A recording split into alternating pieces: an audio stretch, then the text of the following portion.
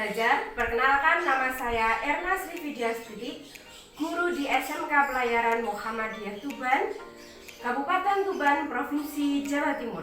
Sahabat Rumah Belajar, materi kita mengenai 8 prinsip sanitasi standar operating procedure atau yang sering disebut dengan 8 prinsip SSOP.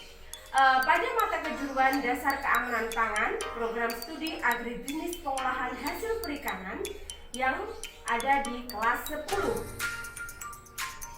Tujuan pembelajaran yang pertama yaitu menjelaskan tentang 8 prinsip SSOP.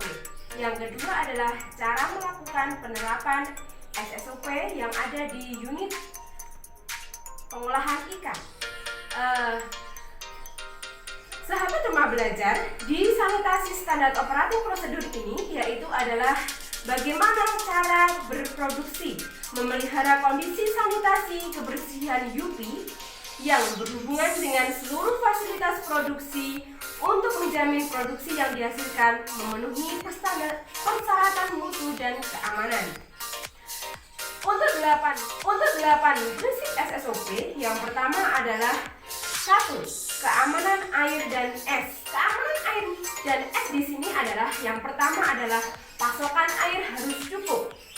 Selain itu, biasanya air laut di sini bisa digunakan di unit pengolahan ikan, tetapi hanya digunakan untuk pencucian peralatan.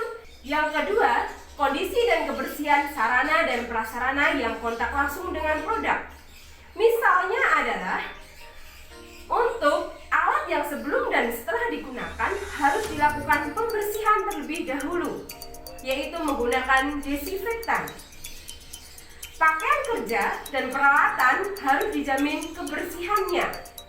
Wadah yang digunakan selama proses produksi, misalnya contohnya misalnya keranjang, plastik, plong, pisau, semuanya harus dicuci.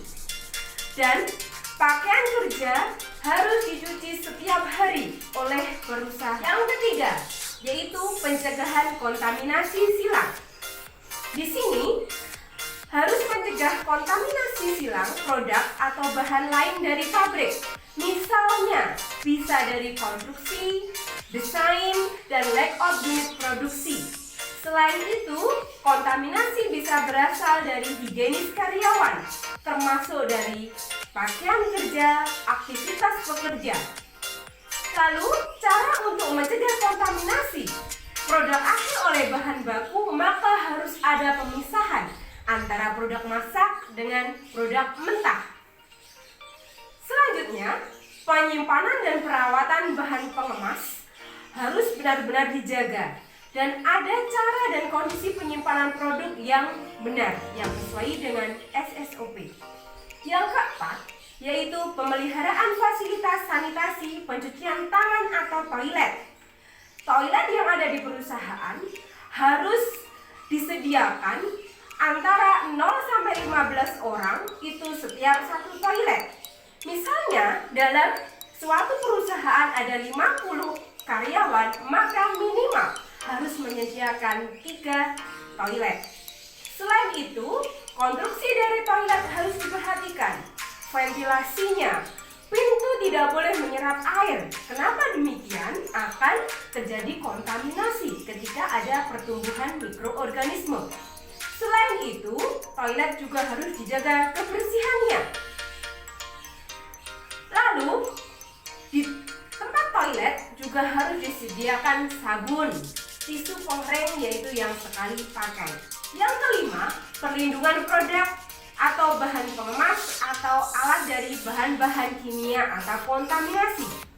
Produk, bahan pengemas, dan peralatan yang kontak langsung dengan produk harus benar-benar terlindungi dari cemaran mikrobiologi, kimia, dan fisik, seperti bahan pelumas, bahan bakar, pestisida, cairan pembersih, sanitizer untuk peralatan-peralatan lantai.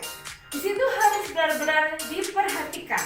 Yang keenam yaitu persyaratan label, penggunaan dan penyimpanan bahan kimia. Selanjutnya, di sini semua bahan kimia seperti pembersih, sanitizer harus diberi label dengan jelas. Kenapa demikian? Takutnya nanti di dalam perusahaan ada kekeliruan ketika dari bahan pembersih saniter dengan bahan kimia yang lainnya, maka perlu adanya penambahan label. Selain itu, harus diletakkan di tempat yang khusus dan terpisah jauh dari proses produksi. Dan yang ketujuh yaitu pengendalian kesehatan karyawan. Di sini salah satu pemegang penting adalah kesehatan karyawan. Karena apa? Di sini kontaminasi dari karyawan sangat berpengaruh. Misalnya, ya, karyawan yang masuk di ruangan ZUPI atau unit pengolahan ikan harus dalam kondisi sehat. Tidak boleh seperti batuk, flu, diare, dan ada penyakit kulit. Di sini diakibatkan bisa kemungkinan besar akan menjadi kontaminan yang paling besar di dalam produk.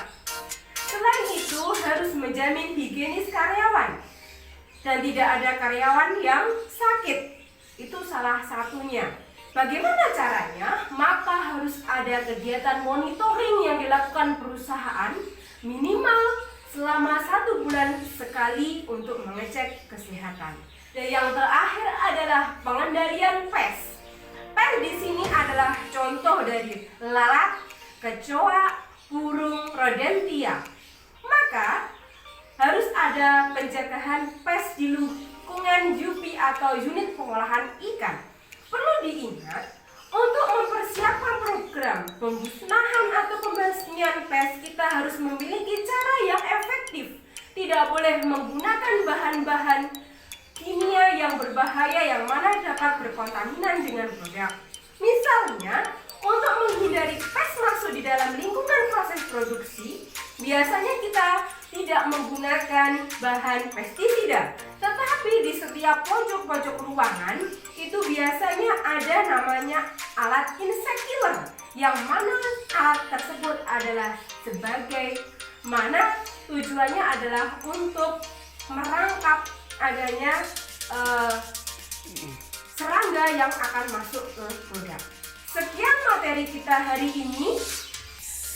Tetap semangat belajar dari rumah dan tetap menjaga protokol kesehatan. Salam rumah belajar. Terima kasih.